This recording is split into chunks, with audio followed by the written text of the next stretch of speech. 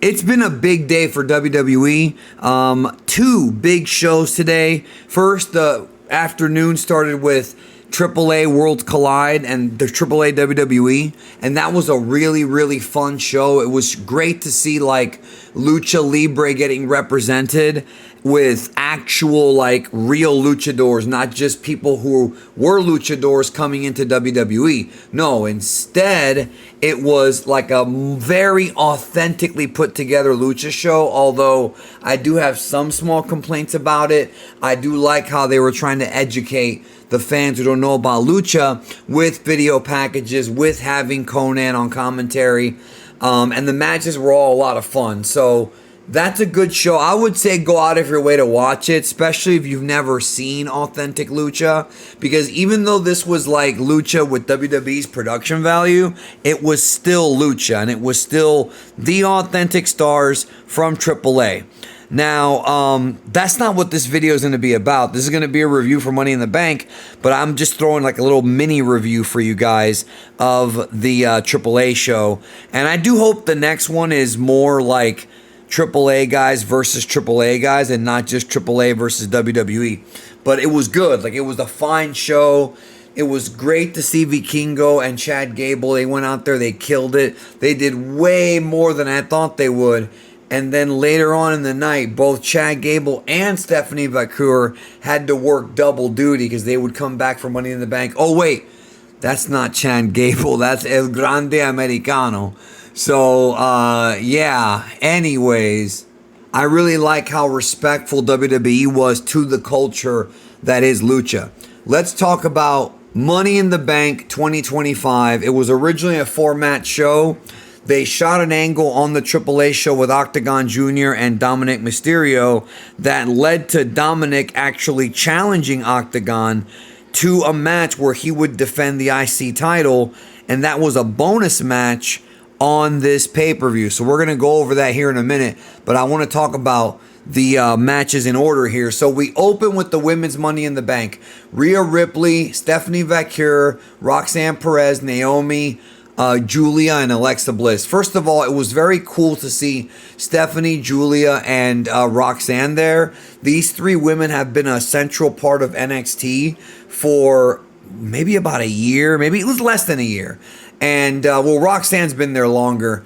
And it was cool that they did these three call-ups right around WrestleMania, a little bit after. And the fact that they've already been called up and already put into a Money in the Bank shows that WWE really believes in those three ladies, and they should. Julia is an outstanding all-around wrestler. Stephanie Valkyria has everything. She has the entire package. She's attractive. She has a super over moveset. She speaks like 3 languages. You know, she is a star. Like, she could someday rival Rhea Ripley. Someday. Today was not that day. And of course, Roxanne Perez is awesome. Speaking of Rhea Ripley, she still got the biggest pop of any of the women coming out. Like, she is by far the most popular woman.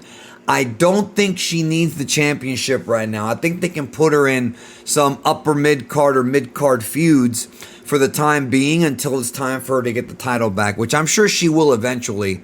It's just they don't have to give it to her right now. And, you know, I think the title's in a good place right now. So this match, I thought it was, there were things I liked about it, things I didn't like about it. They used a lot of really creative spots that have not been done before with ladders, especially for the ladies. They took some really nasty looking bumps as well. They did like a lot of near falls where Valkyria would run up the ladder real quick and then Roxanne would stop her. Then Alexa try to sneak up the other side. You know, a lot of really creative stuff here, and I thought they played their characters well. And I thought the new ladies, despite most of them, this is their first Money in the Bank, they just did a phenomenal job. And I like that this Money in the Bank, you know, really showed off new talent. Now, what I did not like about the match is there were, I think, a few too many times where we saw like combination moves being done. And what I mean by combination moves is I mean like you saw one person on one side of the ring and another person on the other side of the ring doing like the same moves, but they really weren't tag partners. And I thought that was a little like, I know I'm nitpicking. I thought it was just a little bit, you know, a bit overly choreographed. Like these Money in the Bank matches, you know, doing it every year is going to kind of lead to that. You know, we just got done seeing a phenomenal TLC match on SmackDown, like a couple months ago, right? It wasn't that long ago, right? And so you have to constantly come up with ladder spots, but the matches always have the same formula where you'll have a ladder spot, then you'll have a tease of somebody cashing in, then somebody else comes, they get dropped off, somebody else lifts up the ladder, they go up, then somebody else comes in, they stop them, you see a crazy ladder bump where people get hurt, then you have multiples. Like that's like when you go to these shows, man, that's where you're going to see a stunt show. You're going to see a lot of really death-defying moves. Now, Naomi was somebody, I had narrowed it down to either Naomi or to Roxanne Perez as far as who's going to win this match. Because I think they're both going to get big pushes. And Naomi won, and I'm glad she did, because Naomi didn't really look too great in that feud with Jade Cargill. I didn't think she looked great at all, actually. It felt like she just got killed by Jade every time they wrestled.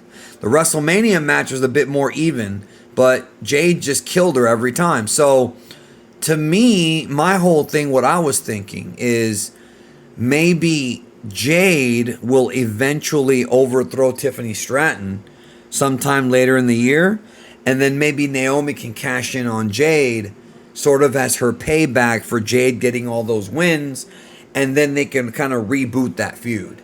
You know, that's one way they can go about it. But Naomi definitely needed to win, and she did. She is Miss Money in the Bank. Excellent opener. I mean, I can't say anything bad. So then we have the Intercontinental title match, Dominic Mysterio, Octagon Jr. So I've got to be honest about this. I did not have positive feelings walking out of this match, and I'll tell you why. Dominic was great. Octagon Jr. is great. I mean, Octagon's always been phenomenal. But this match is what I was worried was going to eventually happen, and I hope this is not going to turn into a pattern, which is with AAA and TNA, anytime one of their guys goes on a WWE pay-per-view, they end up getting killed. Joe Hendry, it's already happened to him at Mania with Randy Orton, even though it was a big moment for him. I'm sure for Octagon this meant a lot for him too, but I don't think this match was even enough, like 50-50 enough for me to think that he looked good here. Like, I think Octagon Jr. needed more offense. I think he needed more near falls. I think they needed to have a match where we actually thought, like, this is the story of the match.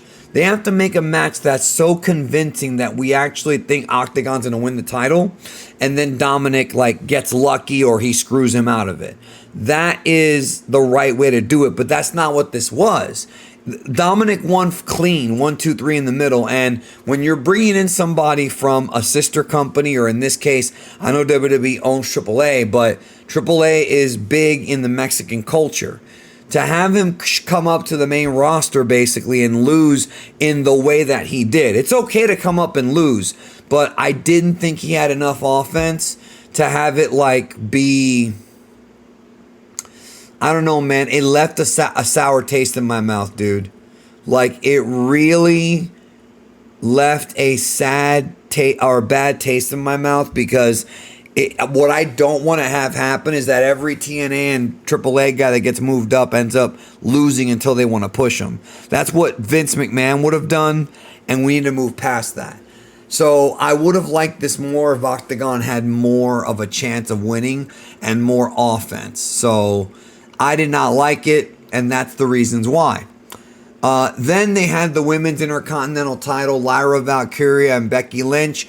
The stipulation of this match was if Becky Lynch won, Lyra would have to basically declare her like the, I think, what was the word? Like, declare her the greatest or something like that. Like, she had to basically, you know, acknowledge that she was the better woman. And if Becky won, she wouldn't challenge her anymore. So I like this match. I think that they lost the crowd.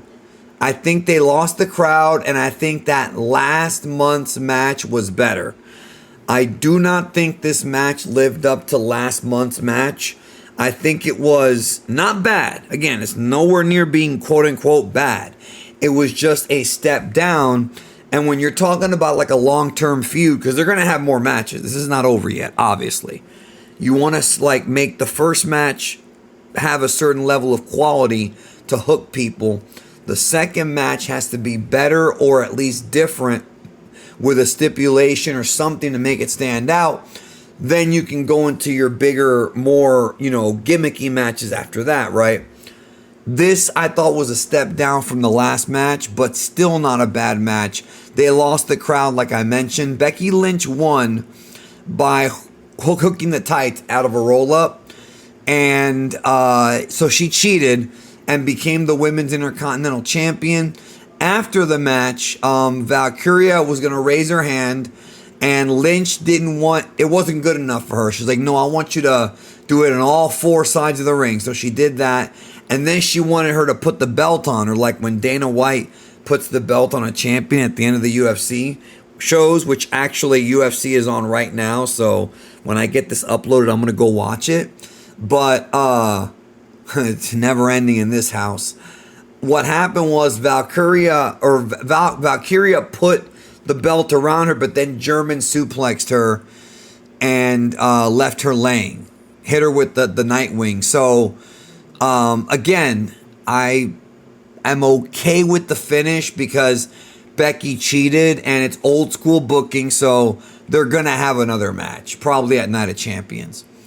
Then we have the men's Money in the Bank. Now, when the men's Money in the Bank happened before the main event, in my eyes, this is what I thought. I thought that Seth Rollins was going to win the Money in the Bank and then try to cash in on both Cena and Uso in the main event. The way I pictured it was Cena and Uso are both laid out, like they're both tired. Seth comes in, curb stomps them both, gets greedy and actually asks the referee to cash in for both titles, which has never happened before. And then just as Seth's about to win again, Roman comes out and screws him. That's what I thought they were going to do. That is not what they did, but that was my idea that they might. Like, you don't have Seth actually win both titles. You make people think he's about to, and then Roman screws him. But that's not what happened. But this match, though, a lot of things did happen. So it was Seth Rollins versus El Grande Americano versus Andrade versus LA Knight versus Penta versus Solo Sikoa. Kind of a weird mix here. You've got Solo as like a base. You've got LA Knight as also like a base. You've got El Grande Americano and Seth Rollins as like the kind of technical guys who are also flyers. And then you've got like Penta and Andrade bringing in some of the lucha flavor. So I enjoyed this match a lot, even though it was very, very long. It was, in my opinion, way more brutal than the women's match, and it also went a lot longer. Now, there were a few notable things that happened. First of all, El Grande Americano got his back sliced. Now, this sucks because I'm sure that hurt. However, they can turn this into a storyline on Raw this coming week, and they could have it to where somebody wants to look at Chad Gable's back, and he's like, no, I don't want to show you my back, and like work this storyline where because El Grande Americano should have a big slice on his back, Gable can, people can try to use that as a way to reveal that they're the same person. They didn't do that. Or, I mean, they haven't done that, but they might do it, and they should do it, because then you've got lots of potential comedy and lots of cool, like, you could even have it to where, like, one of the Creed brothers pats Gable on the back and he flinches, and they're like, are you hurt back there? And he's like, no, I was just surprised. Like, there's a lot of fun stuff they can do with that, but that did happen. There was a moment in the match where Seth's boys came out, the New Dangerous Alliance, to help him win. They laid everybody out. Braun Breaker with his incredible spears, just destroying people. I mean, that's what he does. Bronson Reed with that top rope avalanche, squishing, like they just destroyed everyone to help Seth win.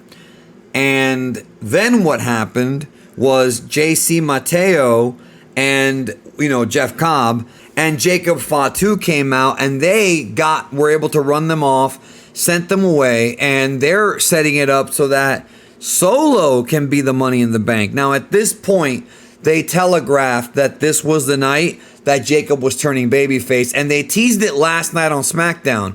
There was foreshadowing because there was a vignette in the back where Solo was like making fun of like Jacob and saying he's an idiot and this and that, and he didn't know that Jacob was listening.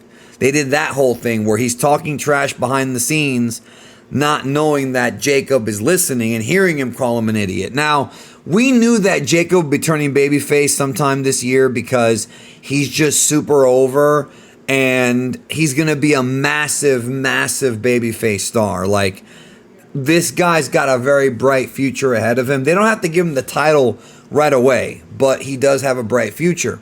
So he comes out, and like I said, he helps, save Solo. Solo's climbing to the top of the ladder. He grabs Solo by the ankle. Solo's like, what the fuck? He looks down and sees Jacob, and Jacob looks up at him and goes, Solo, I hate you, and then pulls him down. Solo's confused, super kicks him, hits him with the freaking moonsault, and this is his revenge. This was his revenge for Solo playing him for all this length of time. I don't know what happened to JC Mateo. I may have missed it. I don't know. I did use the restroom during a part of this match, so there is a possibility I did miss what happened to him, but Jacob is a babyface now. He will probably be feuding with JC Mateo and with Solo Sikoa. Probably, I'm guessing the Solo match will be at SummerSlam. Probably not Night of Champions, although they could because Solo is the United States champion. But, yeah, so this was an eventful finish, and it did end with Seth Rollins eventually getting up there. There was also a really cool spot where it looked like, there was a spot where like El Grande Americano climbed a ladder on the outside and then sort of like hopped on a ladder that was leaning in the corner and then flung himself on that same ladder to another ladder to stop, I don't even remember who, from getting the briefcase. Like, he hopped from the outside, one ladder, another ladder. This couldn't have been easy. This required tippy-top athleticism, but also it was so perfectly done that it's like they had to have rehearsed it because it was almost too perfect, but it was a phenomenal spot. Phenomenal spot, man. At the end of the day, Seth Rollins won, and I'm telling you, I really thought he was going to cash in, but man, this was a really, really good Money in the Bank match, and everybody looked great. I think this is a great chance to reboot Andrade and make him, important again. Pushing Penta is always good. Everybody looked good in the match, and these guys worked really hard. They did officially announce that WrestleMania 42 is back to Vegas, so when they moved it away from New Orleans, that not next year, so we'll see what happens. Main event, John Cena and Logan Paul versus Cody Rhodes, Jey Uso in a tag team match. I am not into this match. I'm not into the heel Cena right now. It's not captivating to me. It's not interesting. So going into this match, I was just not interested. I really wasn't. And I like these guys. I think Logan Paul has a tremendously picked up the ring quick. Cena is, of course, Cena. Even though this ain't his best year in the ring, he is a legend. Jey Uso is a guy who's incredibly popular with the fans in the arena. And then, of course, Cody, who's like the top babyface. Well, this match was also a chance to rehab Cody. A lot of things they could have done here. So here's what wound up, going on. The match starts relatively like slow, and it's not bad. It was probably the best Cena match. Nah, you know what? The Randy Orton match is probably a little bit better than this one. But this tag match was better than Cena Cody at WrestleMania. No Travis Scott in this one. So they're going at it, right? And then at some point about halfway in the match is when I got into it. They started turning up the fire, like hard. At one point, Logan Paul and John Cena have a miscommunication. They start arguing. They start doing these spots where it looks like they're about to like win, and then the other guy messes up and hits his own partner. They started doing that.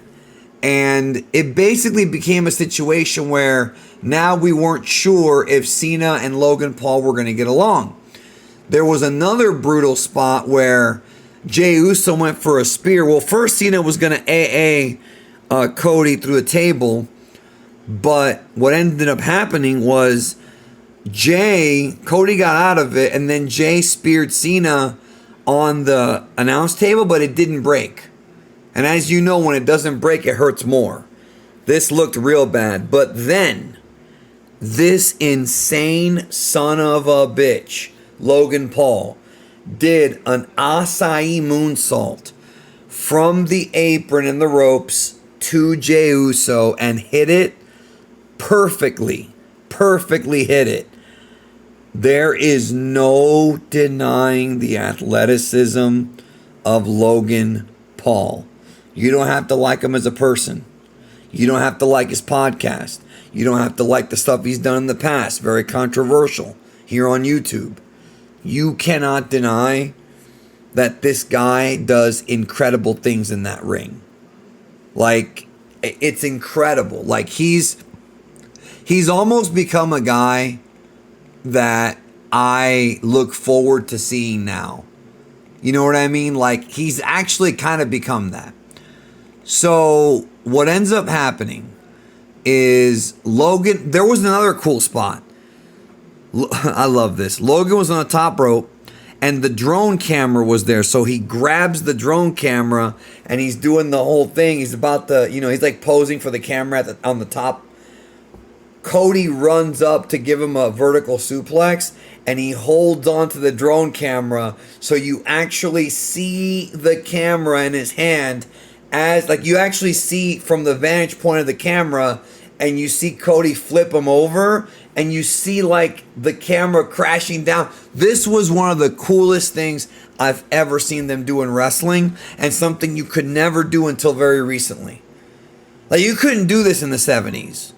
Because those big ass TV cameras they had, 70s and 80s, you couldn't do it. It just, the cameras were too big. But with these little drone cameras, you can do stuff like this now. So you're getting like an up close and personal view of how high they are before they hit the ring. That was awesome. Awesome. They went from me not caring about this match to actually really liking it. I really liked it. I really did. So then the big surprise. Cena hits Cody with the belt again. And I'm thinking, bro, if Cody gets pinned again, he's done. Like, it's over. Then a guy comes in the ring wearing a hoodie. And I immediately said, I'll bet that's R-Truth. He took off the hood. It's R-Truth. I knew it. I knew deep down inside, I'm like, what if this is a work? Or what if they realized they shouldn't have cut him and they brought him back?